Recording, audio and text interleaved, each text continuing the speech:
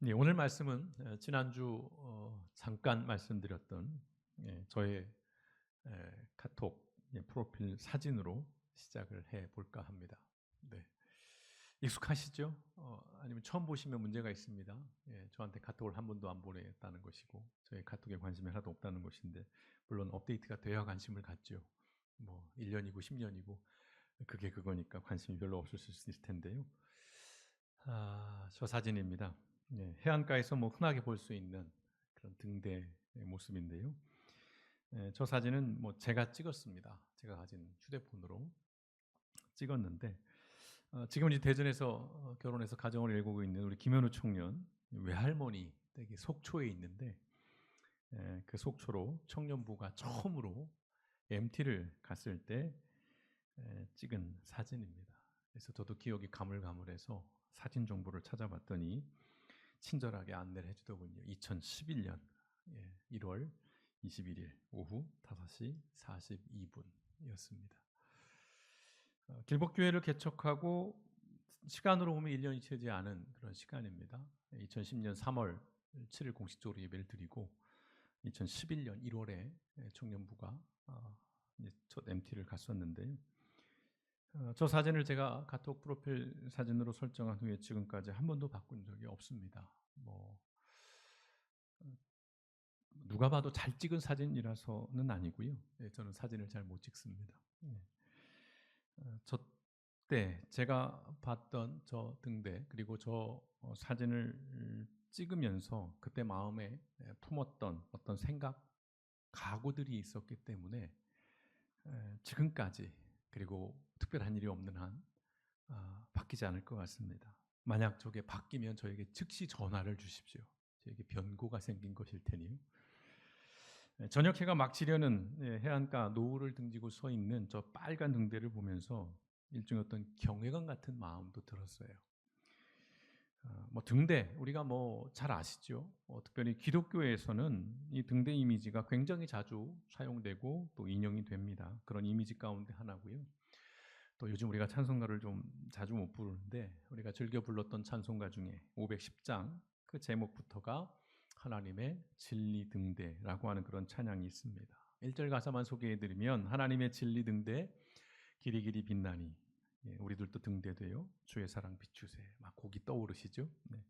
우리 작은 불을 켜서 험한 바다 비추세. 물에 빠져 헤매느니 건져내어 살리세. 한번 불러볼까 하다가 자꾸 기침이 나와서 그냥 말았는데요. 이 찬양의 배경이 되는 그런 말씀이 또 오늘 본문 말씀이기도 합니다. 마태복음 5장 14절, 16절의 말씀이기도 합니다. 우리가 아시는 것처럼 오늘 이 말씀은 예수님께서 그 직전에 너희는 세상의 소금이다 라고 말씀하신 이후에 이어지는 말씀인데요. 오늘 마태복음 5장 14절 상반절에 보시면 너희는 세상의 빛이다 라고 아주 명료한 짧은 문장으로 예수님께서 말씀하십니다. 주목할 것은 뭐 제자들에게 세상에 너희가 소금이 되어 가라, 소금이 될 것이다, 뭐 빛이 될 것이다, 또는 빛이 되어라 라고 말씀한 것이 아니라는 것이에요. 예수님께서는 제자들에게 명확하게 명료하게 말씀합니다. 너희는 세상의 소금이요 빛이다 라고 말씀합니다. 우리가 예수를 믿고 또 예수님을 따르는 그리스도인들이라면 이미 우리는 소금이라는 거예요. 우리의 정체성이. 그리고 빛이라는 것입니다. 이제 내가 소금이 되어야지, 내가 빛이 되어 가야지. 물론 그런 부분에도 일정 부분 의미는 있어요. 그러나 본질상 우리가 예수 믿고 그리스도인이라고 한다면 우리의 정체성은 또는 우리의 기능은 소금이자 빛이라는 것입니다. 오늘 예수님께서 빛에 관해서 두 가지 이제 설명을 좀 덧붙여요. 너희가 세상의 빛이다라고 말씀하시면서 어떤 이야기를 하시냐면, 첫 번째는 산 위에 세운 마을은 숨길 수 없다라는 말씀을 하세요. 산 위의 마을은 숨길 수 없다. 두 번째는 사람이 등불을 켜서 말 아래에다 내려놓지 아니하고 등경 위에다 놓아둔다라는 그런 어떤 그림 언어를 통해 말씀을 하십니다. 자, 첫 번째 산 위에 세운 마을. 여러분 한번 머리에 떠올려 보십시오. 산에 마을이 있어요. 산 위에 마을이 있습니다. 골짜기 안에 있는 것이 아니라 산등성이 정상 부근이라고 할까요? 산 위에 마을이 있다고 생각해 보십시오. 이런 마을은 감출 수도 없고 감춰지지도 않는 것이에요. 특히 밤이 되면 더 도드라지게 드러나겠죠. 멀리서도 다 보입니다. 드러날 수밖에 없어요. 빛이 그렇다는 거예요. 빛이 가진 속성은 그렇다는 것입니다. 또한 등불을 켜서 등경 위에다 등불, 등잔을 받치는 받침대라고 해야겠죠. 놓아둔다는 말씀은 빛의 존재 이유와 목적을 드러낸다는 것입니다. 전구를 켜든지 양초를 켜든지 그걸 켜놓고 거기에다 양동이를 덮어 씌운다거나 뭐 이럴 이유가 없다는, 그러기 위해서 빛을 전구를 초를 켜는 것이 아니라는 것입니다. 비추기 위한 거죠. 드러내기 위한 것. 빛은 어둠을 밝히고 감춰진 것을 드러내기 위해 존재하는 것입니다. 따라서 빛이 있어야 할 자리에 있지 않으면 빛의 존재 목적은 상실되는 것이죠. 예. 아무리 밝은 전구일지라도 그게 어떤 가방 안에 들어있다거나 어떤 이 통 속에 들어있다면 아무 의미가 없는 것이에요. 즉 그리스도인이 바로 그런 존재라는 말씀입니다. 교회와 그리스도인은 산 위에 세워진 마을처럼 보여지고 드러나야 한다는 것, 드러날 수밖에 없다는 것이지요. 사람들이 쳐다본다는 것입니다. 그래서 분명히 있어야 할 자리에서 또한 마땅히 해야 할 일을 해야 하는 존재가 교회이고 그리스도인이라는 것입니다. 그런 면에서 등대와 교회 그리고 그리스도인은 서로 닮은 점이 꽤 많습니다. 등대는 본질상 보여주기 위한 구조물이에요. 그렇죠? 보여주기 위한 구조물입니다. 그래서 높은 곳에 세웁니다. 그리고 사방이 트인 곳에 위치합니다.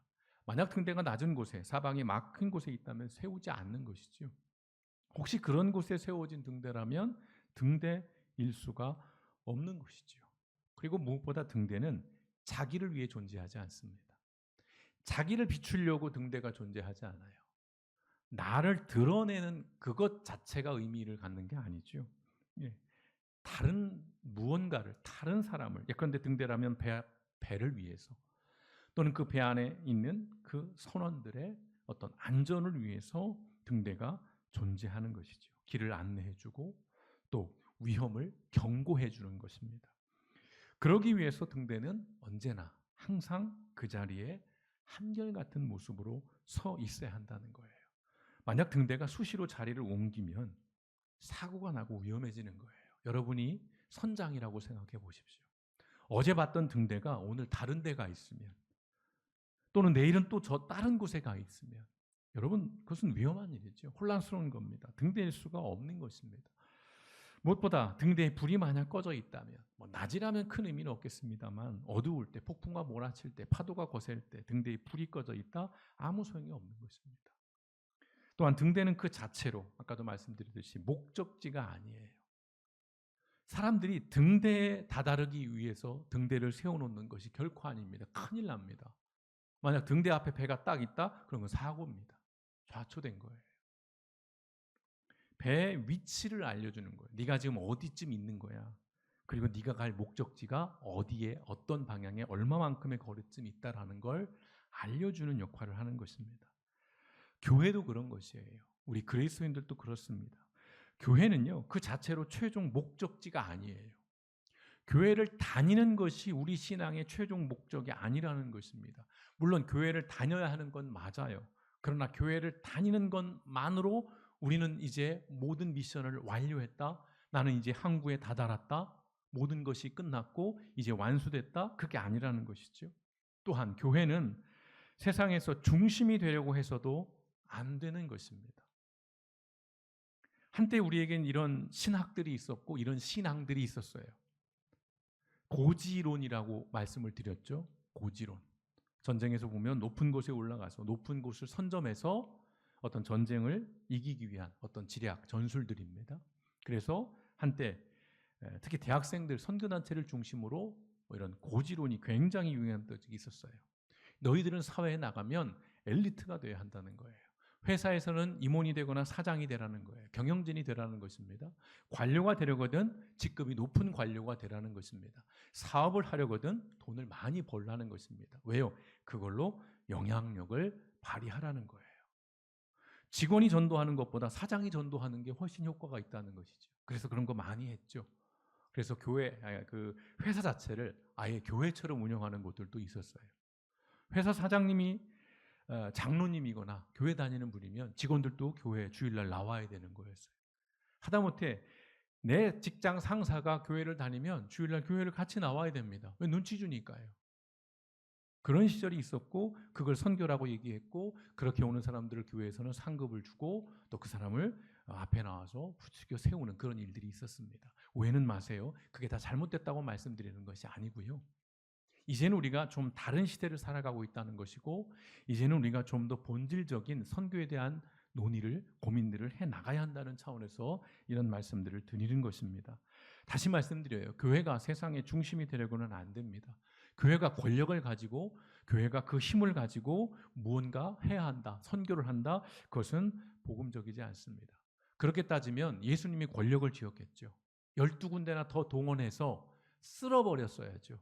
로마를 아예 정복해버리고 거기에 막강한 권력으로서 목사를 딱 하나 세워놨어야 되겠죠. 근데 그렇게 하지 않으셨잖아요.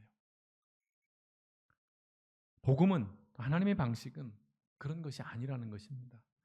그러나 요즘 교회들이 좀 그런 모습을 보이는데요. 뒤에 좀 더 말씀을 드리겠습니다. 교회는 분명 진리로 인도하는 안내자인 거예요.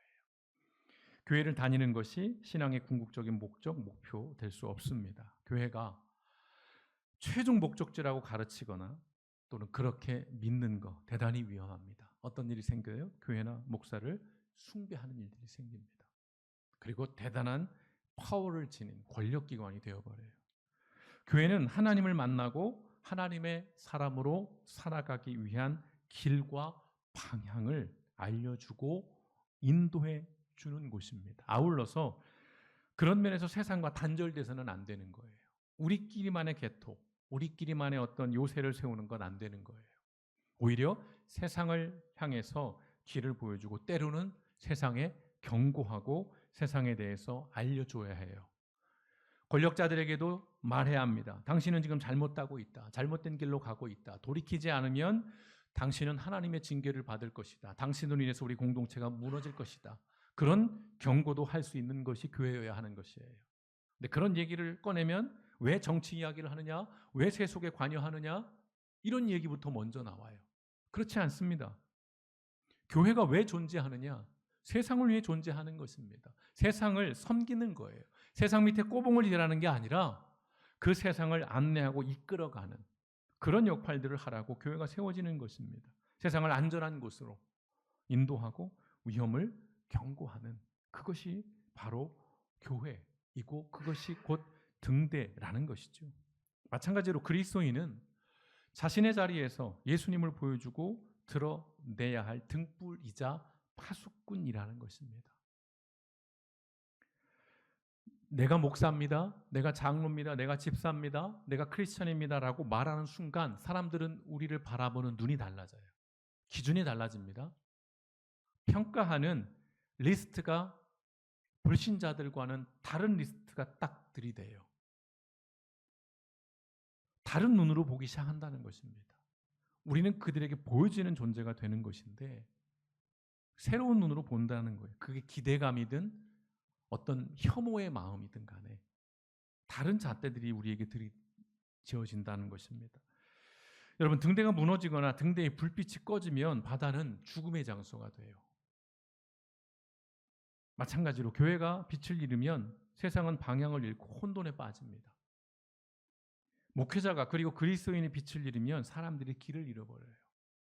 여러분, 우리는 굉장한 책임을 가지고 있는 사람들입니다. 아이, 목사님 그런 하지 마세요. 교회가 길 잃는다고 나라가 망합니까? 그리스도인들이 아무렇게 산다고 길을 잃어버립니까? 우리와 상관없이 잘 가던데요? 아니요. 냉정하게 보십시오.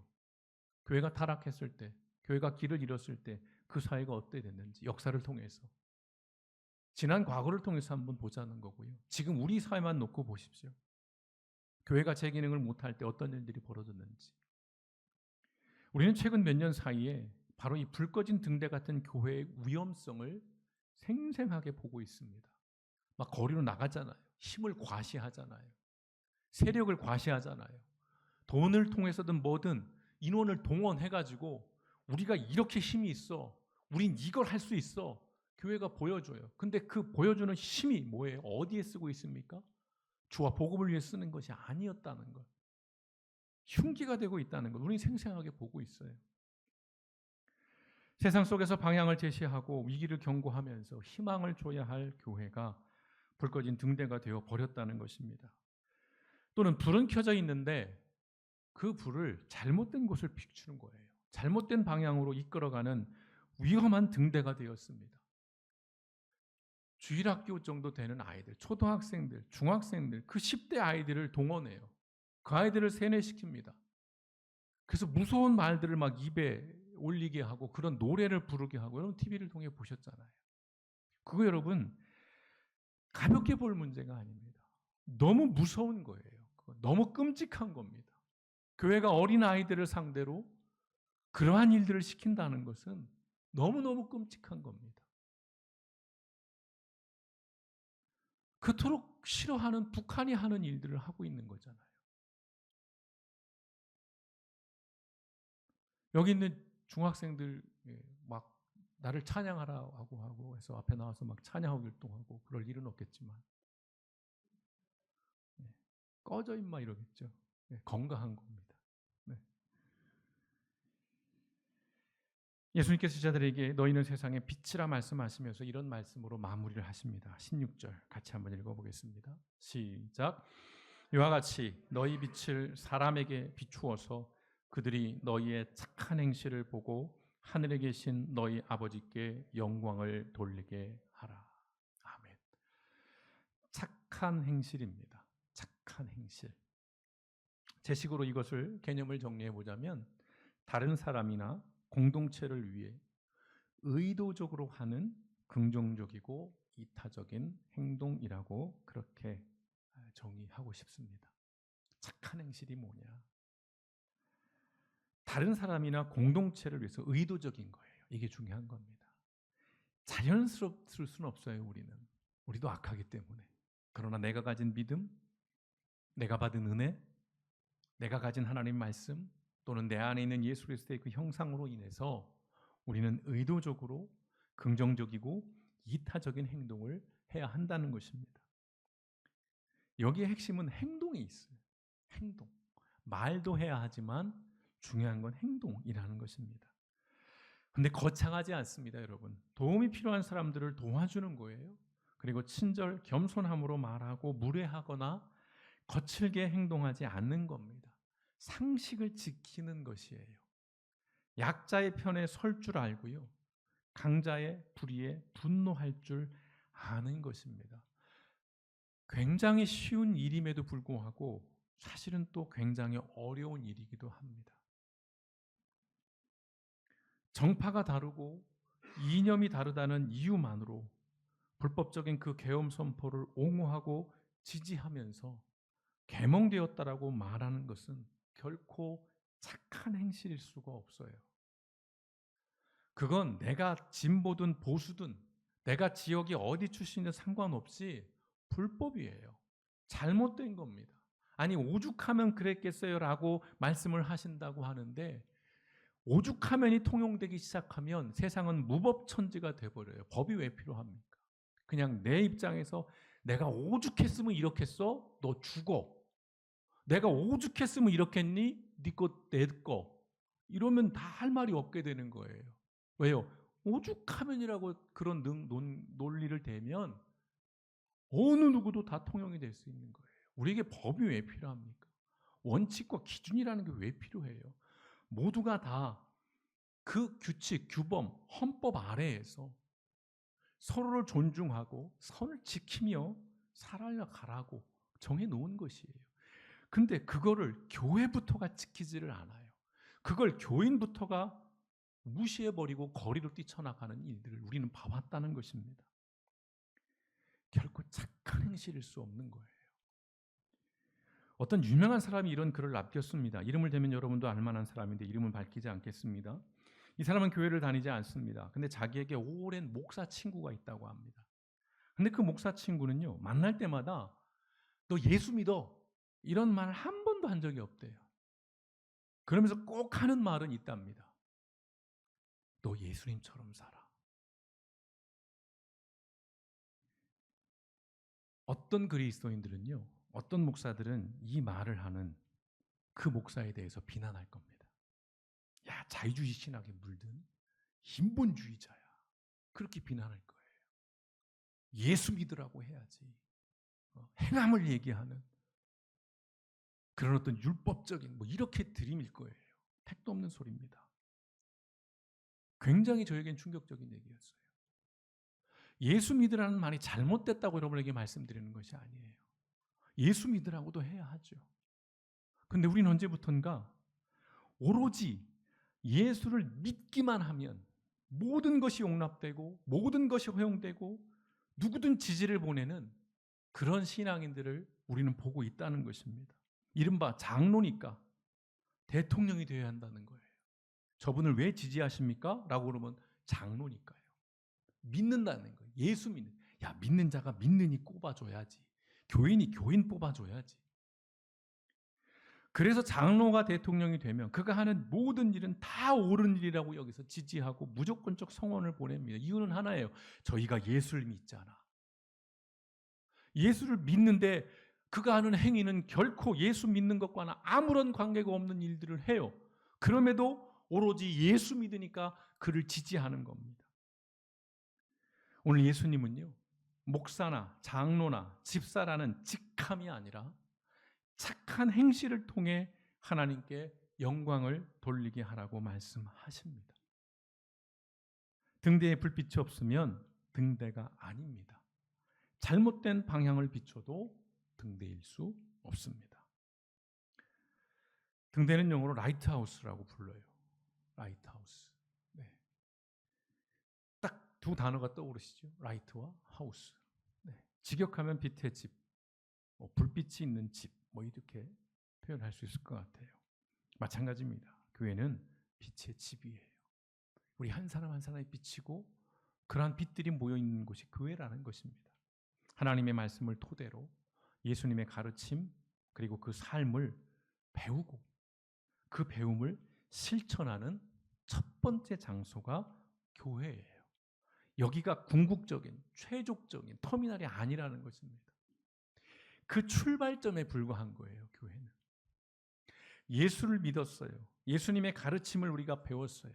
그러면 교회 안에서부터 일단 그것을 실천하는 것입니다. 내가 섬기고 내가 봉사하고 내가 상대를 무례히 대하지 않고 교회에 온 사람이 그 사람이 배움의 정도가 어떠하든 집이 어디에 어떤 집에 살든 재산의 소유가 어떠하든 그가 장애가 있든 그가 여성이든 남성이든 그가 아이든 어르든 상관없이 그를 예수님처럼 대하는 것. 그게 교회인 거예요. 그런 훈련을 통해서 세상으로 나가서 교회에서처럼 그렇게 행실을 하는 것. 그것이 그리스도인이고 그것이 신앙의 삶이라는 것입니다. 교회 건물은 그래서 등대와 같고요. 교회 안에 있는 우리들은 등대직이라고 할 수 있을 것 같아요. 여러분, 목사만 등대직이 아닙니다. 우리 한 사람 한 사람이 빛을 지니고 있는 등대이면서 또한 등대직이라는 것입니다. 그래서 우리는 항상 질문하고 점검해야 합니다. 바로 이런 질문들이에요. 나는 지금 빛으로 존재하고 있는가? 아니면 종교적 구조물에 머물고 있는가? 저에게 크게 다가왔던 거예요. 종교적 구조물이라고 하는 이 표현입니다. 멋있을 수 있어요. 웅장할 수 있습니다. 사람들이 보고 우와 라고 할 수 있을 것 같아요. 그럼 뭐해요? 등대가 아무리 크고 멋지면 뭐합니까? 거기에 빛이 없다면 어두운 밤에 아무짝에도 쓸모가 없습니다. 또 이런 질문을 우리는 해야 합니다. 나의 행실을 통해 누군가가 하나님을 보고 예수님을 만나고 있는가?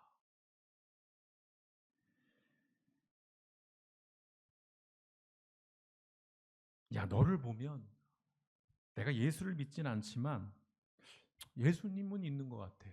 그분은 정말 좋은 분인 것 같아. 내가 너를 보면 말이야. 내가 신을 믿지는 않지만 최소한 그런 신이 있으면 좋겠다라는 생각은 할 것 같아. 적어도 이런 이야기를 들을 수 있다면 그분은 성공한 신앙인입니다.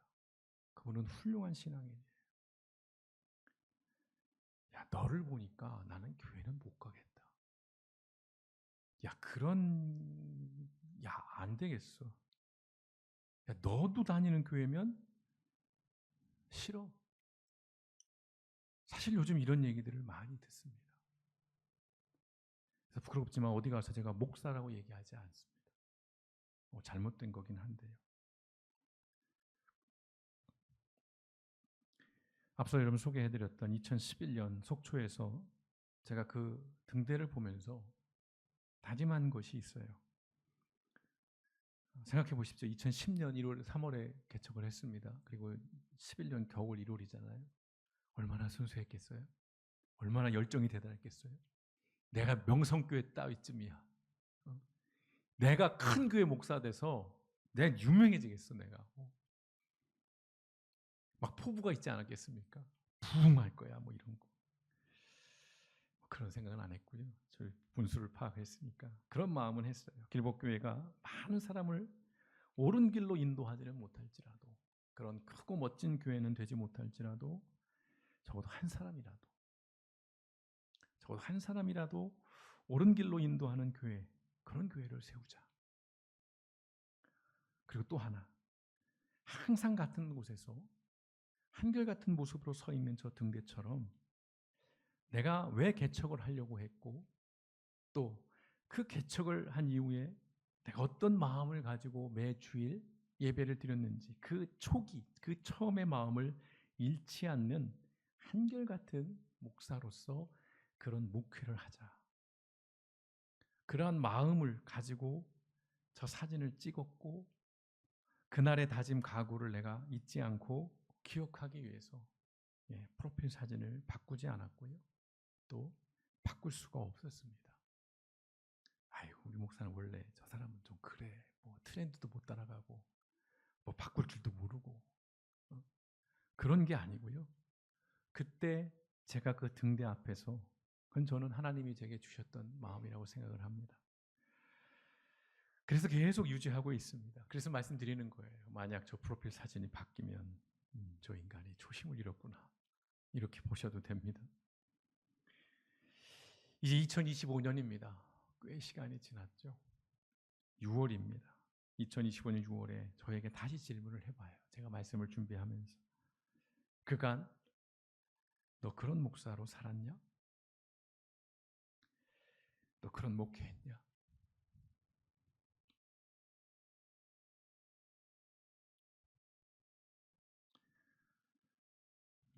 길복교회를 그런 교회로 세워왔었는지, 또 그런 목사로 목회를 했는지 자신은 없습니다. 솔직하게.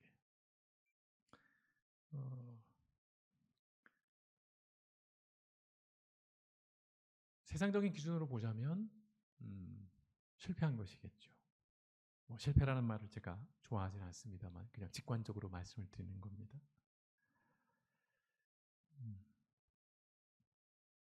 그러니까 이제 끝났어. 그러니까 이제 포기. 그래서 말씀드리는 게 아니에요. 그렇기 때문에 멈추지 않을 겁니다. 멈출 수가 없는 거고요. 성도 여러분, 우리는 세상 속에서 서 있는 등대입니다. 방향을 제시하고 위기를 경고하면서 또 한편으로 희망을 비추는 그런 존재인 거예요. 근래는 제가 어떤 희망보다는 자꾸 경고하는 그런 말씀만을 주일에 해서 성도님들 좀 피로감이 있으실 것 같긴 합니다. 이해해 주십시오. 세상이 좀 그랬습니다. 말씀을 준비하면서 그 노래를 좀 흥얼거렸습니다. 찬송가와 함께 우리가 잘 아는 동요 등대지기 아시죠? 이게 원래 영국의 민요입니다. 영국의 민요고, 이 민요에 황금률이라고 하는 제목의 찬송가도 있습니다만, 우리가 아는 이 동요 등대지기는 그 민요에다가 일본 사람이 작사를 한 것을 우리가 번안을 해서 지금 우리가 부르고 있는 곡인데요. 가사가 그렇죠. 얼어붙은 달 그림자 물결 위에 차고 한겨울의 거센 파도 모으는 작은 섬 생각하라. 저 등대를 지키는 사람의 거룩하고 아름다운 사랑의 마음을. 어찌 보면 이제 감정이입이 된 것이에요. 그 가사가 계속 맴돌았어요. 생각하라, 저 등대를 지키는 사람의 거룩하고 아름다운 사랑의 마음을. 외로운 일이겠죠. 쉽지 않은 일이겠습니다. 등대가 되고 등대가 지기로 사는 일 어렵습니다. 그러나 포기할 수는 없는 것입니다. 목사이기에 그런 말씀을 드리는 것이 아니라 저 또한 한 사람의 그리스도인으로서 이 말씀을 드리는 것입니다. 우리는 부족하고 모자랍니다. 누가 봐도 그렇습니다. 그럼에도 불구하고 바라기는 저와 여러분의 남은 여정이 각자마다 다르겠지만 그 여정이 어느 시간이든 간에 바라기는 누군가를 옳은 길로 인도해내고 또 누군가의 삶에 크진 않지만 작은 위로라도 되어주는 착한 그리스도인으로 살아갈 수 있기를, 그런 우리의 삶이 될 수 있기를 간절한 마음으로 정말 주님의 이름으로 여러분에게 축원을 드립니다. 저도 그렇게 살기를 원하고 성도 여러분께서도 그렇게 살아가시기를 또한 축원을 드립니다. 쉽지 않고 큰 영향력은 없을 거예요. 보란 듯이 사람들에게 드러날 수 있을 만큼의 그런 힘은 없을지라도 적어도 내가 살아가는 나의 일상의 자리에서만큼은 내가 그리스도인입니다 라고 이야기하면서 누군가 내 말과 내 행위를 통해서 길을 찾고 그들의 삶에 뭔가 작은 변화들이 만들어질 수 있다면 우리가 하나님 앞에 섰을 때 하나님은 우리를 칭찬해 주실 거라 믿습니다. 우리에게 그러한 소망이 있습니다. 우리 길벗 교회 그리고 아울러 한나무 교회도 그러한 교회로서 우리 이 시대 세상 속에 작은 등대로서 꺼지지 않는 빛을 끊임없이 비추는 그러한 교회로 그리스도인으로 살아가시기를 주님의 이름으로 축원드립니다. 함께 기도하시겠습니다.